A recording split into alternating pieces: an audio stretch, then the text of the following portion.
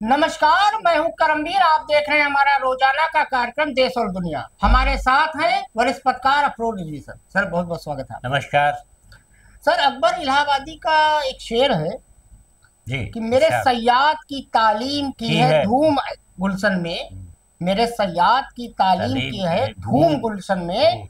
यहाँ जो फंसता है वो कल सयाद होता क्या है। बात है, वाह वाह वाह। ये लाइन जो है अमित मालवीय, वो जो है अर्णव गोस्वामी चिल्लाता है मुझे नशा दो डस दो डस दो, उसके लिए है माफी मांगा है वो। और इसके ऊपर अब तक देश में कोई एफआईआर नहीं हुई। पहली एफआईआर कर्नाटक में हुई है इसके ऊपर। अच्छा। और ये रोज झूठ फैलाता है। ना सुप्रीम कोर्ट इसके बारे में कहता है कुछ, और ना प्रधानमंत्री मोदी जी कहते हैं। अब सर एक छोटी सी कहानी है। नहीं, लेकिन हैरत इस बात को है कि अर्णव गोस्वामी और इन लोगों की माफी मांगी। नहीं, अभी इतना गिर जाएंगे। इससे पहले जब ये गोदी मीडिया का नहीं नाम वाम दिया गया था और इतना ज़्यादा ये अमित मालवीय भी नहीं जी। थे, तो इसका शो क्या नाम है, अर्णव गोस्वामी का बहुत लोग देखते थे, बहुत इंतज़ार करते थे। एक सर डेटा है हमारे पास। अर्णव गोस्वामी ने 2022 में फरवरी से लेकर अप्रैल तक के बीच में 280 बार माफी मांगी है। ये ट्विटर पे उनके तो है। वही मैं कह रहा 280 हूँ बार अर्णव कि गोस्वामी ने माफी मांगी है। जिस आदमी के प्रोग्राम के लिए आदमी इंतजार करता था, जी वो अचानक ऐसा बदल जाएगा जेल जाने के बाद या पकड़े जाने के बाद या उसके चैनल पर कार्रवाई होने के बाद, जी। गोदी मीडिया में शामिल होने के बाद, इस हद तक कि वो कहाँ की चीज कहाँ दिखा देगा कि कांग्रेस का ये मुख्यालय है, बताइए कहाँ हाँ, फॉरेन में। तुर्की का दिखा तुर्की दिया। का दिखा दिया, इंडियन कांग्रेस का कि और कई व्हाट्सएप यूनिवर्सिटी वाले हमारे कई परिचित हैं, कई आईएएस हैं जो कल हमारे लेकिन यहाँ हमें भंडारे में लगता है आए कि थे। इन लोगों को कुछ ये और वो यकीन, लोग भी दिखा रहे थे। हमें लगता है इन लोगों को कुछ ये पीएमओ यकीन में काम करते हैं आईएएस यकीन हो अधिकारी। चला है कि हमें यही काम करना है जी और ये हमारे खिलाफ कुछ होना होगा नहीं। कुछ इन लोगों को लगता है, ये अपने आप आभास हो गया है कि ये जो मशीनरी के खिलाफ कार्रवाई करती है वो जी हमारे खिलाफ ज़्यादा नहीं लगेगी। लेकिन बहरहाल अभी तो देखिए इसमें एफआईआर हो गई है, जी। तो अब देखिए। एक छोटी सी कहानी है सर। जी संपादक जी ने हमारे आज सुनाया था सुबह। जी हमें याद आया तो हमने कहा ये मौजू पड़ती है कि एक सेठ जी थे। जी तो एक रिक्शे से रोज घर तक आते थे। तो रिक्शे का किराया होता था 16 आने। अब 16 आना आज की पीढ़ी तो व्हाट्सएप यूनिवर्सिटी वाली नहीं आती होगी। 16 आना एक मतलब रुपया 1 रुपया। 1 रुपया का पहले आना 4 चाहिए। आना मतलब होता है 25 पैसा, जो अब चलता नहीं है। नहीं। 8 आना मतलब 50 पैसा। हाँ, तो 16 आना किराया होता था, वो 8 आना देते थे, मतलब 50 पैसा देते थे नहीं रिक्शे वाले को। नहीं, तब 1696 हम्म। ही पैसे का 1 रुपया माना बस। जाता था। तो रोज वो मतलब बड़ा भला बुरा कहता था रिक्शा वाला। तो अब वो सुन लेते थे, चुपचाप अपने कमरे में चले जाते थे घर के अंदर। तो एक दिन वो निकले जब सेठ जी घर से, तो सामने एक दुकानदार था।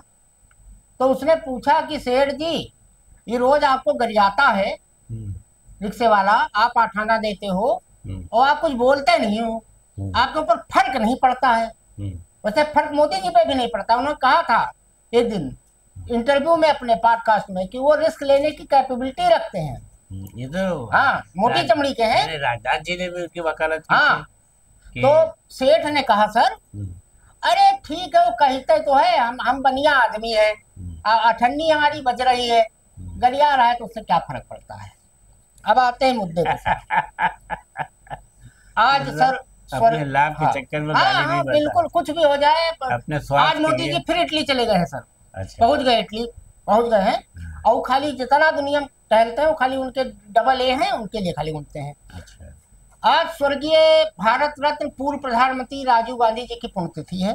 उनको सत सत 21 नमन। मार्च को, हाँ। और एक सवाल के जवाब में राजीव गांधी ने ही कहा था कि क्या आपने कभी गौर किया है, राजीव गांधी के शब्द हैं, क्या आपने कभी गौर किया है कि दक्षिण एशिया में जब भी कोई महत्वपूर्ण नेता सत्ता पर काबिज होता है या अपने देश के लिए कुछ हासिल करने के करीब होता है, तब उसे कैसे नीचे गिराया जाता है, उस पर हमला किया जाता है, उसे मार दिया जाता है। श्रीमती इंदिरा गांधी को लेकर उन्होंने आगे कहा था, शेख मुजीबुर रहमान, जुल्फिकार अली भट्टो, भंडार नायके को देखिए, बकौल नीना, जिन्होंने इंटरव्यू उनका लिया था राजीव गांधी का।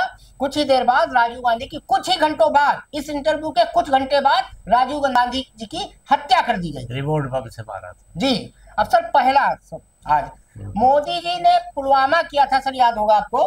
तब उसके बाद वोट मांगने गए थे जो फर्स्ट वोटर थे, जो 18 साल के पहली बार हुए थे, ये वो कौम है 2014 के बाद की जो भाजपा है, ये लाश की राजनीति करने वाली भाजपा है। उन्होंने वोट मांगा था, अब उन्होंने सर रेलवे के टिकट और बच्चों के स्कूल बैग पर ऑपरेशन सिंदूर के फोटो लोगो लगवाए। क्या कहेंगे सर, बेहद शर्मिंदगी की बात है, बहुत घटिया बात है। बहुत ही तुच्छ और बहुत ही मतलब निम्न स्तर की लोकप्रियता हासिल करने और कांग्रेस ने इसको ट्वीट किया है सर कि आप खुद कह रहे हैं कि ऑपरेशन सिंदूर नाम हमने इसलिए दिया कि हमारी माँ और बहनों का सिंदूर छीना था, मारे गए थे। और एक आतंकवादी सर एक मिनट रोक रहे हैं, आज तक वो 4 थे, 5 थे, 6 थे, 7 थे, कितने आतंकवादी थे, आज तक भारत सरकार जवाब नहीं दे पाई। दूसरा, भारत सरकार का हर प्रवक्ता, भाजपा का हर नेता बोलता है 26 लोग मारे गए। भैया 28 मारे गए थे।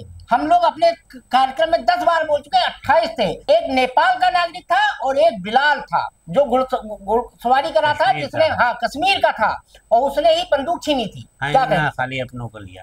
नहीं देखिए, आप जो भी मारे गए, मारे तो गए इंसान ना, बेकसूर मारे गए जी। और आपने उनसे कहा कि हम आतंकवादियों को सबक सिखाएंगे। हिमांशी को ट्रोल किया गया सर। हाँ, और उसके चक्कर में हम कितना और ज्यादा जो है नुकसान उठा गए कि विदेश सचिव की लड़की विदेश सचिव और सब पर सवाल उठाने लगे और कितना ज्यादा ट्रोल किया गया।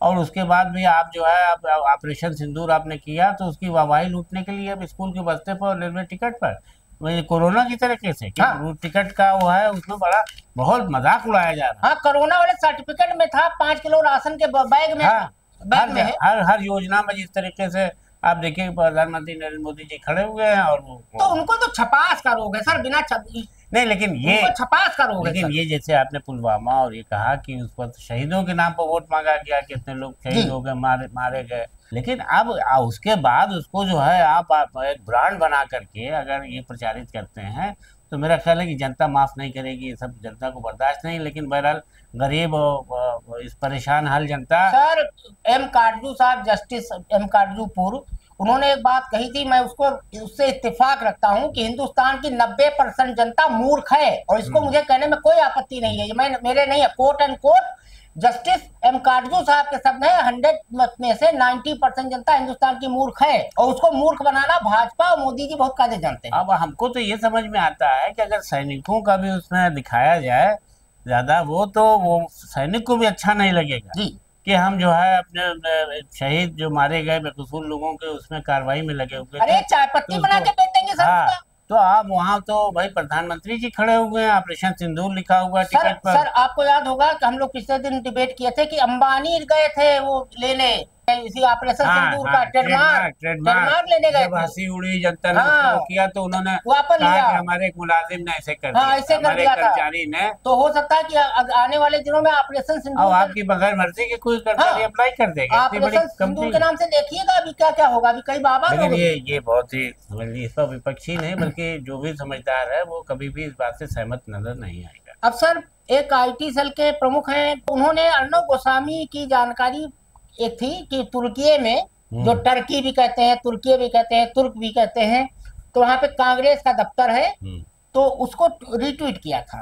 अब उनपे बेंगलोर में एक FIR हो गई है सर, और FIR बहुत मजेदार धाराओं में हुई है सर। BNS की धारा 192, 352 और 192 होता है सर जानबूझकर दंगा भड़काने की मंशा से भड़काऊ जानकारी देना, और धारा 352 होता है सर जानबूझकर अपमान करके शांति भंग करना। दोनों बहुत हीनियस क्राइम की धारा है सर।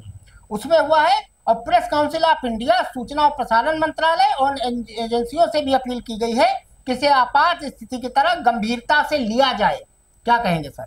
अब देखिए इसमें ये जो मामला है कि गोदी मीडिया तो तमाम उल्टी सीधी चीजें दिखाता है, लेकिन इन लोगों को जैसे लगता है कि एक जवाबी कव्वाली की तरीके से हो गया है मामला, कि अगर इन्होंने ये कहा तो इसका जवाब हमें सोच के रखना है।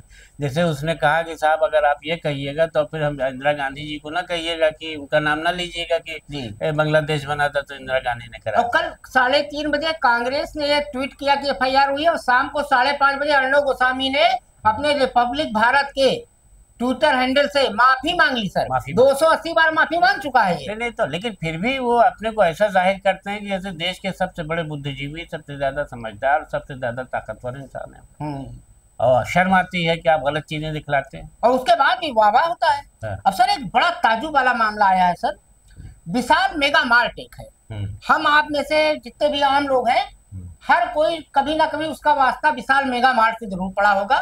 हम आप में से कई लोग जाते हैं वहां, सिक्योरिटी गार्ड की जॉब निकली। अब 3 दिनों से वो ट्रेंड कर रहा है मामला। क्या कहेंगे सर? सिक्योरिटी जॉब की है, सिक्योरिटी गार्ड की जॉब है, और भैया आईएएस का यूपीएससी करना आसान है, विशाल मेगा मार्ट में नौकरी करना उससे ज्यादा कठिन है। उसमें भाग पाते हो कि नहीं, दौड़ पाते हो कि नहीं, ऐसे ऐसे सवाल। क्या कहेंगे सर? तनख्वाह भी ज्यादा है, क्या कहेंगे सर? उसमें वेतन भी ज्यादा है। वो देखिए, असल में वो जो मीम का वाला चल रहा है कि उसमें वो दिखा, हाँ, शाहिद कपूर बैंड पिट को मिली नौकरी। हाँ, फिल्म के सीन दिखा करके हाँ, उसको बहुत अट्रैक्टिव बना दिया है। जी सर। शाहिद कपूर की कोई विवाह नाम की पिक्चर थी, तो उसको उसमें सीन दिखा दिया है कि कहाँ नौकरी करते हो, तो बात ही बात में लड़की लड़का बता देते हैं कि साउथ की फिल्मों का भी कई है। हाँ, साउथ की फिल्म को दिखाया है। तो बहरहाल उसकी शादी हो जाती है। तो ये तो एक दिलचस्प बनाने के लिए जैसे किसी की नकल और को करके तो लेकिन ये गंभीर विषय है सर कि एक प्राइवेट कंपनी में गार्ड की नौकरी इतनी, मतलब हाँ, उसके टिपिकल हो गई।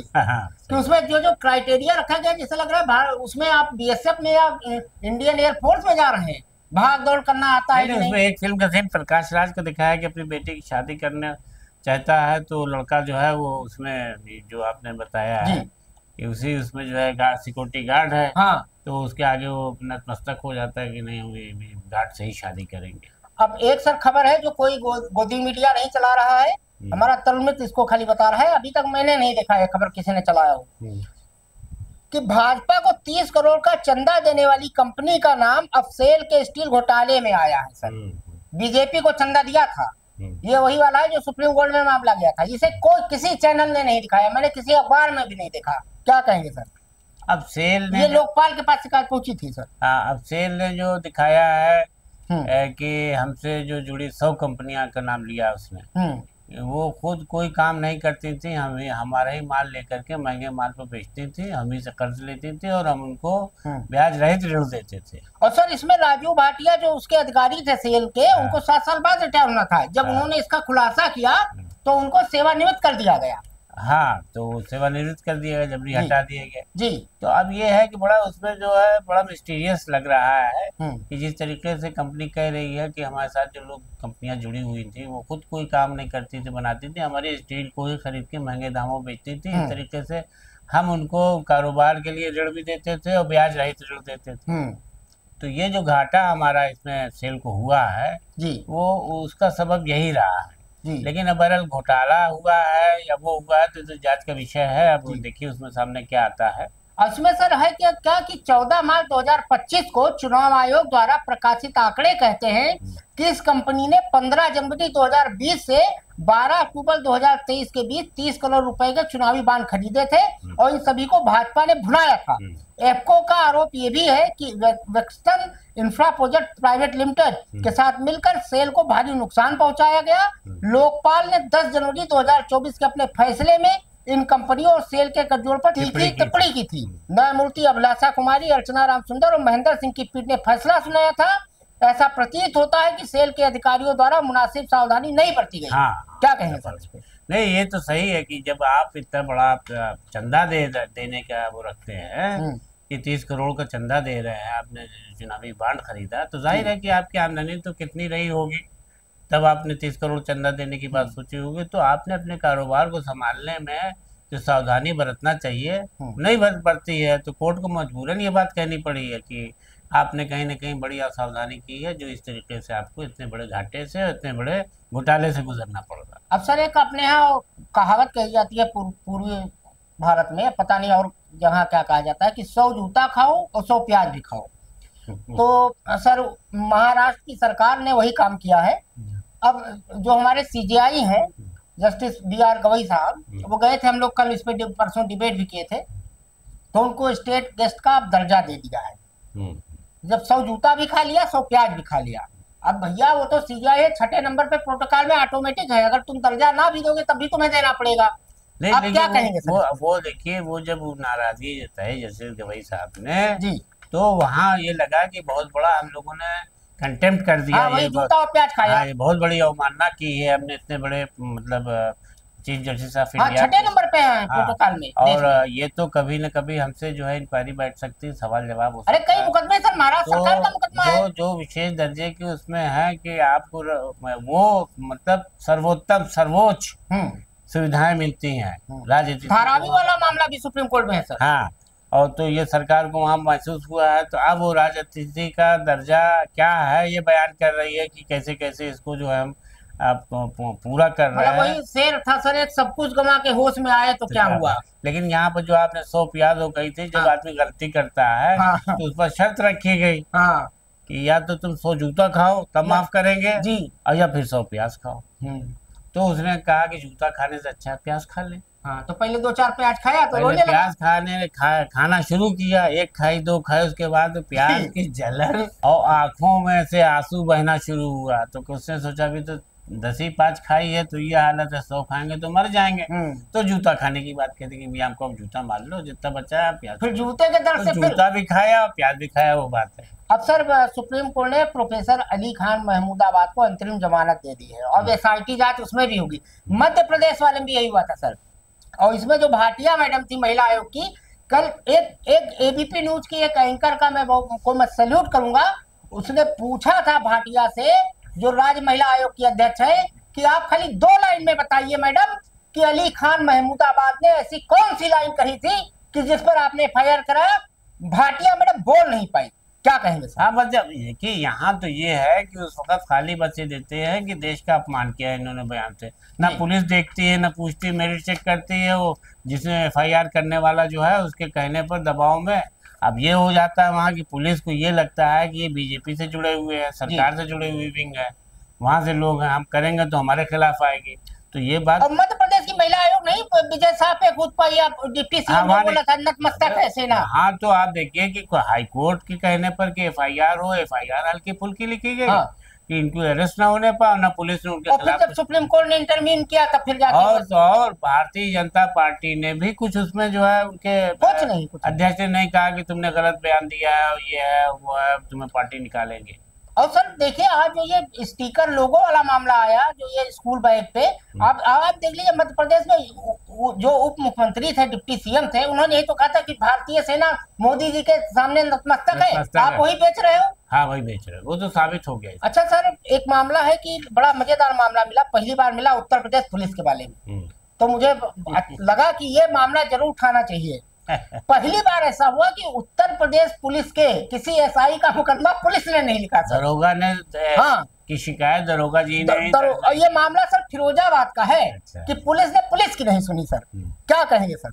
हाँ, देखिए वो मामला यूं है कि वो किसी नागला खंगार क्षेत्र के उरावल चौकी पर तैनात दरोगा जितेंद्र कुमार ने किसान सुधार संगठन के प्रदेश अध्यक्ष अंशुमान चौहान और सीलू सिकरवार पर अपने साथ अभद्रता, गाली गलौज और धक्का मुक्की जैसे मामले का मुकदमा दर्ज कराने के लिए एप्लीकेशन दिया था। सर क्या कहेंगे? अब देखिए वो यही कह रहा था कि जिस तरीके से दरोगा को अपमानित किया किसान संगठन के लोगों ने, धक्का मुक्की की उनके साथ, उनको खूब जम करके लताड़ा। तो जब ये इसकी शिकायत लेकर के क्षेत्रीय चौकी पर गए, और 11 अप्रैल वाला मामला, इसका वीडियो खूब वायरल हुआ था सर। हाँ, तो याद होगा आपको, टोपी उसका उछाल दिया गया था। उछाल दिया। तो वो जो है दरोगा जी ने जो है वो नहीं लिखा एफआईआर उस पर, उसका वीडियो बन के ट्रोल होने लगा, चलने लगा। जब वीडियो चलने लगा तो उसके बाद उन्होंने जो है मजबूर हो गई पुलिस प्रशासन, उस पर सवाल जवाब शुरू हो गया दरोगा से। तो दरोगा ने बहरहाल एफआईआर लिखी उनकी, और अभी तक कोई कार्रवाई नहीं हुई। सवाल सबसे बड़ा ये है। नहीं, अब वो उसमें ये बता रहे हैं कि मामला पुराना हो चुका है बहुत, अब मामले की एफआईआर करके इस पर कार्रवाई की जाएगी। मतलब एक हमको बहुत वरिष्ठ अधिकारी थे सर, आप तो खैर बहुत सारे अधिकारियों के साथ रहे होंगे, एक आईपीएस था, तो वो कहते थे कि बाभन कुकुर हाथी, हम लोग के पूर्वांचल में कहा जाता है, कहावत है देसी भाषा में, बाभन कुकुर हाथी खाए अपन जाती। लेकिन इसके अलावा एक पुलिस इकलौता वाहिद विभाग है कि जिसमें पुलिस वाला पुलिस वाले के लिए मददगार नहीं होता, सबसे बड़ा दुश्मन होता है सर। नहीं, ये बात मुझको देखिए, आप बहुत सही कह रहे हैं। उस वक्त मैं क्राइम रिपोर्टर था जी, और मैं बनारस में था जी। तो वहाँ पर चेतगंज थाना है लौराबीर में जी। तो वहाँ पर मुझे वहाँ के बड़े लंबे चौड़े इंस्पेक्टर थे, वो इस साइड के थे, आपके पश्चिम साइड के जी। तो लहीम सहीम होते हैं उधर के, हरियाणा की लग रहे थे, जाट टाइप के। मुजफ्फरनगर वगैरह सब बेल्ट ही है। तो वो खबर वबर के लिए अक्सर मुलाकात होती थी, तो मुझसे बड़े उनके अच्छे जी। संबंध थे, तो मतलब अपने अपनी बात भी बताते थे वो। तो वो मुझसे कहने लगे कि रिजवी साहब मैं जाता हूँ अगर अपने गांव, जी। तो अगर मैं चाहूँ कि मैं थाने में अपनी एक शिकायत दर्ज करा दूँ तो आसान नहीं। अच्छा सर, एक आज ताजा ताजा मामला है, सुप्रीम कोर्ट में सुनवाई हो रही थी वक्फ संशोधन बिल पर। आज तुषार मेहता जो हमारे एडवोकेट सॉलिसिटर एडवोकेट जनरल हैं, आज वो अपनी जाल में खुद फंस गए। कपिल सिब्बल साहब ने उनको कई जगह फंसा। मेहता ने कहा कि हिंदुओं में दान, ईसाइयों में चैरिटी, ऐसे ही वक्त इस्लाम में जरूरी नहीं। उसके बाद जब कपिल सिब्बल ने उनको लपेटा तो कई जगह कपिल सिब्बल का समर्थन करते दिखे। तुषार मेहता क्या कहेंगे सर? सर देखिए, ये तो जैसे अपने को फेस सेविंग के लिए है कि कुछ भी बोल दो इस वक्त कोर्ट में। आप बताइए, दान का मतलब होता है कि जो चीज आपने दे दी वो आप वापस नहीं देंगे। दान का मतलब ये हुआ। चैरिटी का होता है मतलब धर्मार्थ, आप भंडारा कर दीजिए, किसी को कुछ खिला दीजिए, कपड़ा बांट दीजिए, कंबल बांट दीजिए। ये क्या है कि भाई धर्मार्थ आप कर रहे हैं गरीबों के लिए। वक्फ एक अलग चीज है। वक्फ का मतलब होता है औलाद होता है। वक्फ अलल खैर, वक्फ अलल औलाद जी मुख्य रूप से कहा जाता है। वक्फ अलल खैर का मतलब होता है, खैर का मतलब अलल खैर यानी सबकी सेवा के लिए। सबकी सेवा इससे जैसे स्कूल हुआ, हॉस्पिटल हुआ, मदरसा हुआ। और वक्फ अलल औलाद में ये होता है कि जो कोई जागीरदार या कोई बड़ा आदमी अपनी जायदाद को इसलिए ट्रस्ट में बना के दे देता है कि हमारी औलादें इसको मिटा न दे, बेच न डालें, खुर्द बुर्द न करें जी उसको, तो वो उस ट्रस्ट बना करके उसका नाम वक्फ पड़ जाता है। कि और अलल औलाद का मतलब कि हमारी औलाद की औलाद ही इसको देखेगी, बाहर का कोई हस्तक्षेप। तो इस पे क्या कहेंगे जो आज सुप्रीम कोर्ट में हुआ? नहीं, तो यही तो मैं कह रहा हूँ कि वो उन्होंने इसको गलत डिफाइन ही किया मेरी समझ से। देखिए, जहाँ तक मैं समझता हूँ, ये तो कपिल सिब्बल साहब ने भी कहा कि वक्फ का मामला अलग है। वक्फ कब्रिस्तान हमारा है, तो वो वक्फ बोर्ड में दर्ज है। उसकी जमीन ना कोई मकान बना सकता है, ना वहाँ कोई निर्माण कर सकता है, क्योंकि वो अलल खैर में आ गई। और 4 घंटे बहस चली सर। मस्जिद की जमीन है, इमामबाड़ा है, ये सब अलल खैर में। अलल खैर का मतलब, आल का मतलब, अलल का मतलब जनता, अवाम, अवाम के खैर के लिए अल्लाह की तरफ से वो अल्लाह की राह में दी गई है कि इससे, इस पैसे की आमदनी से जितने भी गरीब हैं उनका इससे भरण पोषण हो। तो ऐसी जायदाद को आप दान कैसे कह सकते हैं या चैरिटी कैसे कह सकते हैं? और वो कह रहे हैं, सफाई और दे रहे हैं कि साहब इसमें जो है इस्लाम में ज़रूरी नहीं कि वक्फ किया जाए। अरे वो तो एक जगह बना दी गई ना कि अगर आपको करना है तो आप इसे वक्फ कर दीजिए। कोई उसमें आपस वो तो ईद की तरह बकरा थोड़ी काटना, बकरे में कुर्बानी में भी दिया गया है कि अगर आप गरीब हैं तो ना काटिए। ठीक, तो आज के लिए इतना ही। अगर आपको कोई सुझाव देना हो तो कमेंट बॉक्स में जरूर लिखें। धन्यवाद।